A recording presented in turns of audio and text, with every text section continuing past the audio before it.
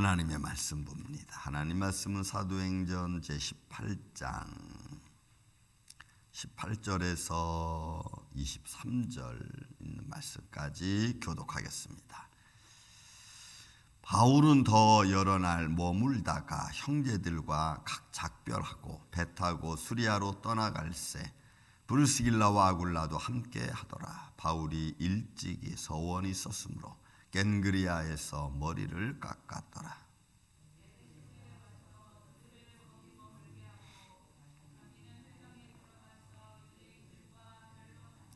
여러 사람이 더 오래 있기를 청하되 허락하지 아니하고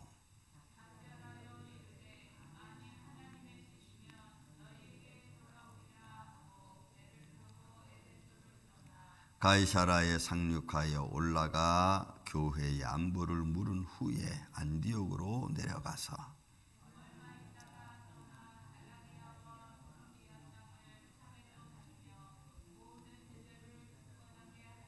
아멘. 자, 바울의 2차 전도 여행의 이제 마지막 부분의 모습입니다. 바울이 다시 이제 고린도에서 말씀을 선포하고 그리고 에베소를 걸쳐서 다시 이제 자기의 보냄을 받았던 안디옥 교회로 다시 돌아오고 다시 또 제 3차 전도 여행을 준비하는 그런 모습이죠. 한번 말씀 보겠습니다. 지난주에도 어제도 우리 갈리오라고 하는 아가야 총독에 있는 소위 고린도 지역 어느 곳 거기서 유대인 회당에서 말씀을 선포하다가 유대인들이 반대하는 모습을 우리가 또 봤습니다. 그런 바울이 어디를 가든지 또 어느 곳을 향하든지 항상 반대자들이 그 곳에 있었고 때로는 바울이 가는 곳곳마다 따라와서 오히려 바울을 또 반대하는 사람도 있었습니다. 이런 모습은 우리가 믿음은 현장이라고 했죠. 복음은 현장이라고 제가 말씀을 드렸습니다. 우리가 복음을 믿음의 길을 걸어가고 정말 구원의 길을 걸어가고 생명의 길을 걸어감에 있어 우리가 가는 곳 어느 곳인지 사실은 우리를 시험하는 자는 있게 마련입니다. 좋은 모습이든 나쁜 모습이든. 그래서 생명의 길이 구원의 길이 어려운 거죠. 평탄하게 무조건 갈 수만 있다면 뭐 그거보다 쉬운 게 어디 있겠어요. 그러나 생명의 길을 걸어가려고 또 걸어가고 있는 사람에게는 어떤 상황에서든지 상관없이 시험은 있게 마련인 것입니다. 다만 우리는 생명의 길을 걸어가기 때문에 그런 시험들을 이길 뿐입니다. 때로는 육신이 피곤하고 아프고 때로는 우리의 삶이 정처가 없이 휘둘리는 것 같고 그렇지만 우리는 계속해서 한 목적점을 가지고 우리는 가고 나아가는 거겠죠. 자, 오늘 본 말씀도 여러분 보십시오. 회당장 소스테네를 잡아다가 법정에서 때리는 일까지 벌어졌습니다. 그런데 총독인 갈리오는 거기에 상관하지 않습니다. 이유는 너희의 언어와 너희의 문제, 너희의 법적인 문제고 너희 종교적인 문제니까 그것은 사회적 법안으로는 해결하지 않으니까 너희들끼리 해결하라 라고 해서 상관하지 않습니다. 그러니 여러분 어찌 보면 법정이 지금 막 혼란에 휩싸인 거죠.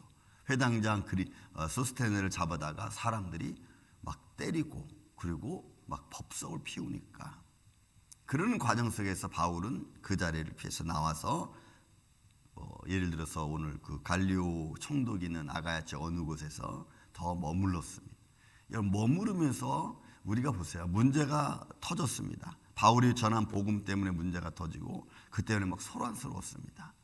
그러면 그런 일이 거기서 딱 소란 피워지고 딱 끝난 게 아니잖아요.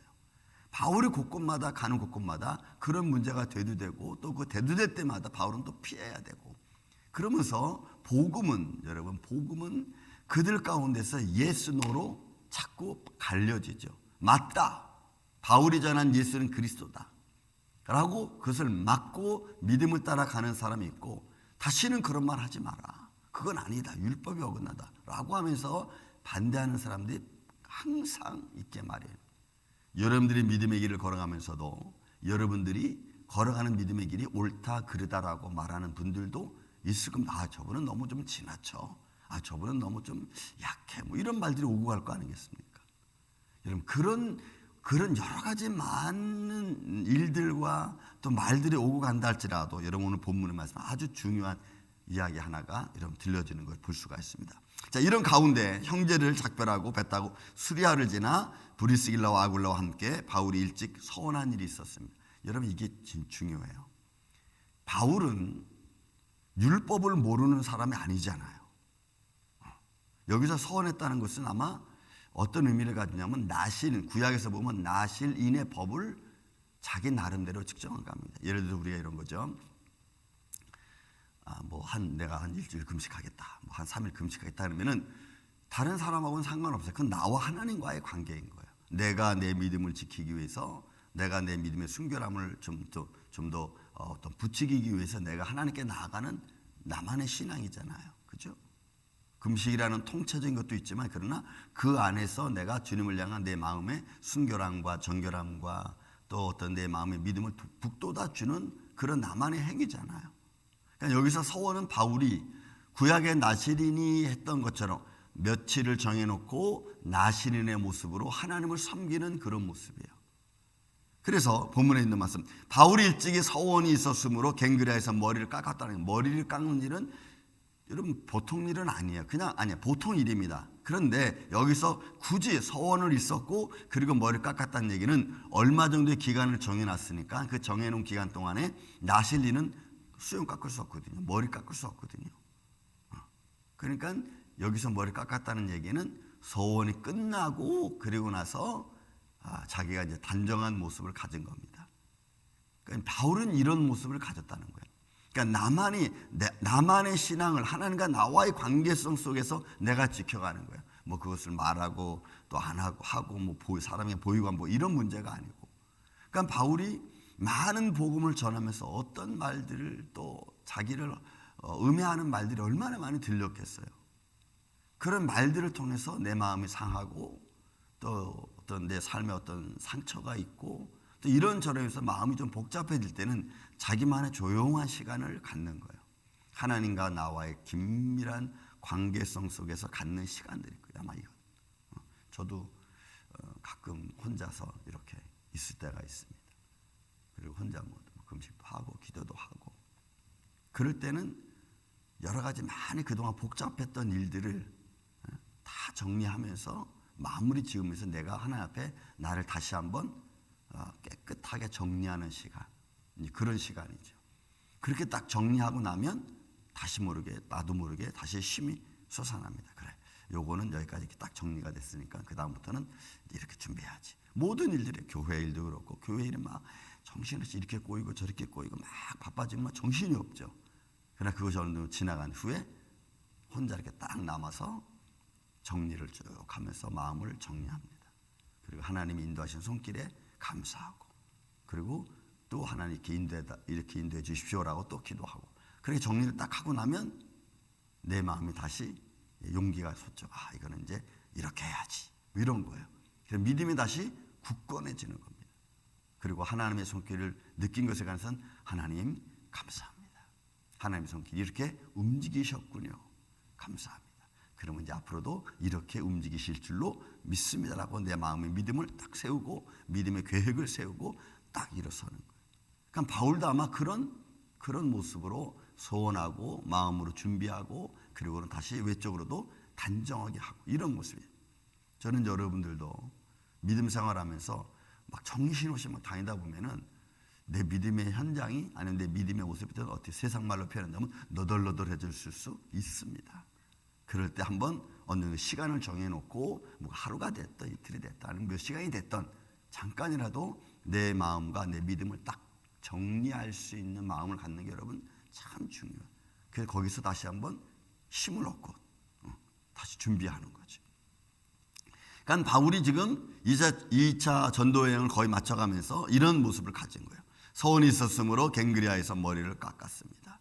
그리고는 에베소 지역에 들어옵니다. 여러분 에베소 지역에 들어가서 엄청난 사건이 또 벌어지죠. 그래서 이제 에베소 교회 들었고 여러분 사도행전 좀 뒤에 보면 또 나오죠. 고린도에서도 이 이야기를 전합니다.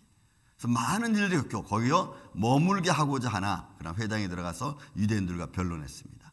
그들을 거기에 머물게 하고, 그러니까 바울과 실라 같이 동행했던 사람들을 머물게 하고 그는 또 들어가서 하나님의 복음을 전하는. 그러니까 매번 우리 상황은 저마다 다르잖아요. 저의 삶이 다르고 여러분들의 삶이 다르고.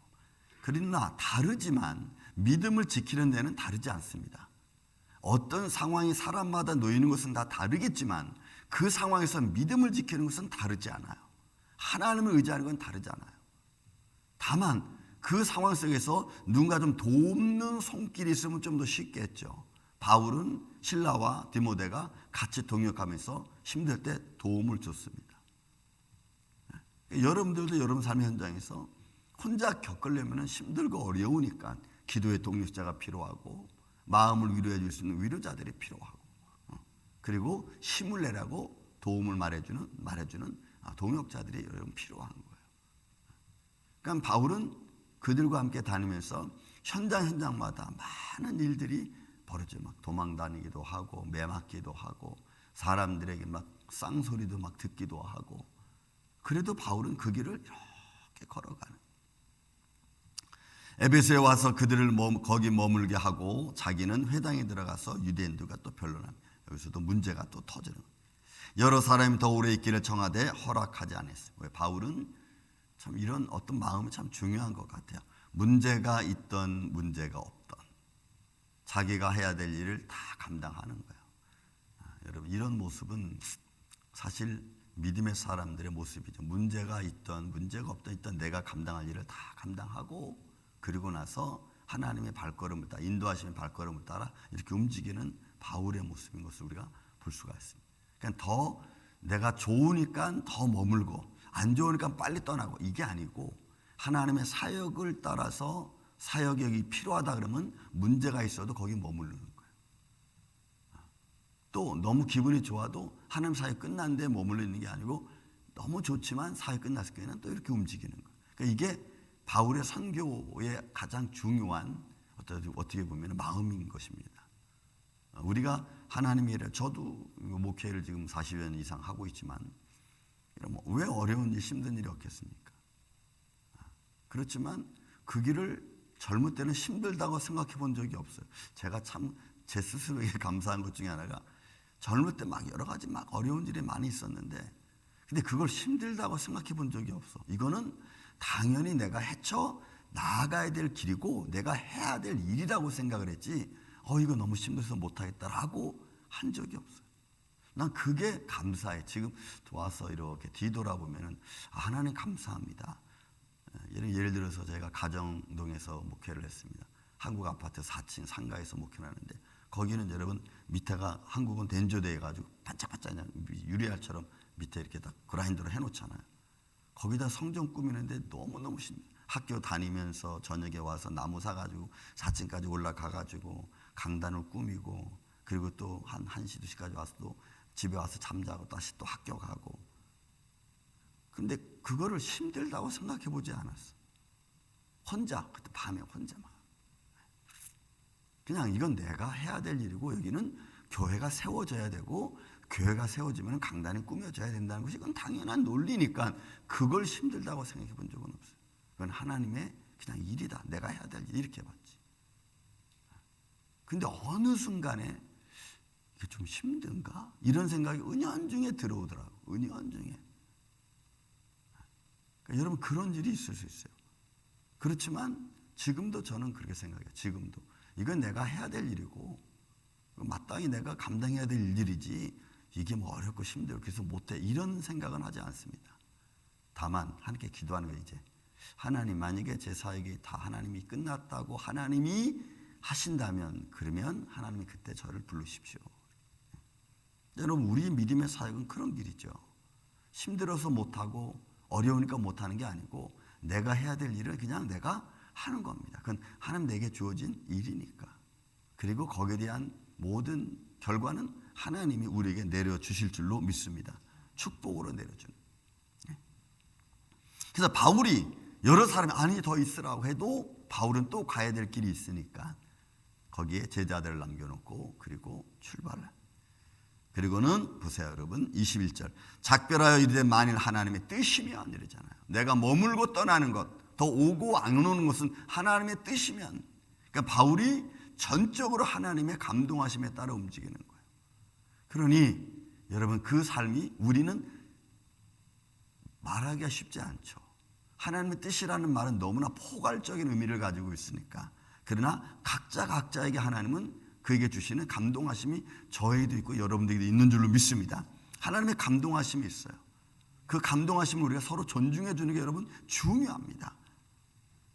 그래서 우리가 믿음으로 같이 가는 거죠.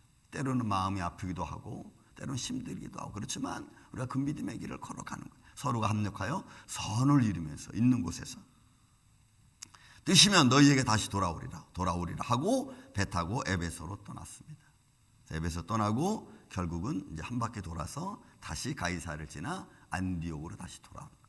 그래서 2차 전도 여행이 여기서 끝이 납니다. 많은 일들이 과정마다 많이 일어나고 있지만, 그러나 결국 바울은 그 길에서 머무르지 않았어요. 힘들어도 머물지 않았고 지쳐도 포기하지 않았어요. 그게 여러분 생명의 길인 줄로 믿습니다. 구원의 길인 줄로 믿습니다. 우리가 마땅히 하나님의 자녀들이 걸어가야 될 저와 여러분의 길인 거예요. 저는 그 길을 걸어가면서 항상 주님이 여러분들과 동행하시고 가는 길마다 여러분들이 하나님 형통함을 주시고 그 안에서 하나님의 축복을 이루며 나누며 함께 걸어갈 수 있는 우리 임마누엘 장로교회 이 아침에 저와 여러분 되시기를 예수님의 이름으로 축원을 드립니다. 사랑과 은혜가 많으신 아버지 하나님 감사합니다. 오늘도 우리가 여기까지 또 걸어왔습니다. 또 우리가 어느 길을 걸어갈는지, 또 어떤 길에서 누구를 만날는지 우리는 알 수 없습니다. 주님, 그렇지만 주님께서 가고자 하시는 그 길 위에 주님 동행하여 주시옵고, 또한 그 길에 합력하여 선을 이루기에도 부족함이 없도록 주님 역사하여 주옵소서. 바울이라는 인물과 동역자들을 통해서 하나님의 복음이 전파되어지고, 복음이 전파되는 곳곳마다 하나님의 영광이 나타나고, 때로는 어둠의 세력이 딸지라도 그 길을 쉬지 않고 생명의 길을 걸어갔던 우리의 복음의 전도자들처럼 오늘도 우리가 그 길을 걸어갈 수 있도록 주님 도와주시옵고, 우리 임마누엘 장로교회가 주님의 몸소 세운 주님의 몸된 교회와 더불어 사랑하는 성도들의 발걸음을 통하여 더 하나님의 영광이 나타날 수 있도록 주님 역사하여 주시옵소서. 어둠의 세력이 물러가고 모든 질병이 예수의 이름으로 치유받고, 그리고 영육간에 올라 강건하여져서 하나님의 영광이 곳곳마다 기적과 표적으로 나타나고, 또한 그의 하나님의 손길을 통하여 감사와 영광이 끊이지 않는 교회 되게 하여 주옵소서.